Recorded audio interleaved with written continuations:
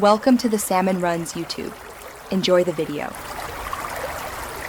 You start by making sure you can sign in, open the Nedbank app, and authenticate with your PIN, fingerprint, or Face ID. Once done, confirm the app shows your profile and linked accounts.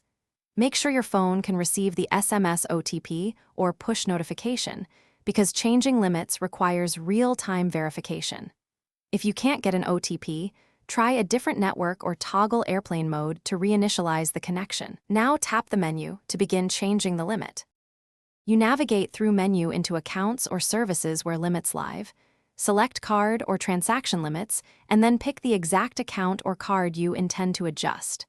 Next, enter the new numeric limit, use digits for clarity, and select the frequency, for example per day or per month, so the app applies it correctly.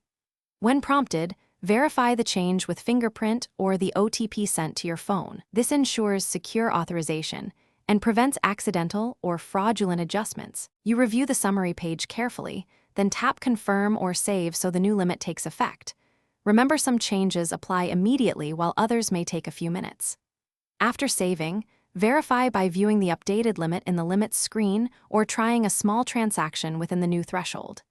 If the update fails, make sure your OTP arrived, your app is up to date, and your network is stable.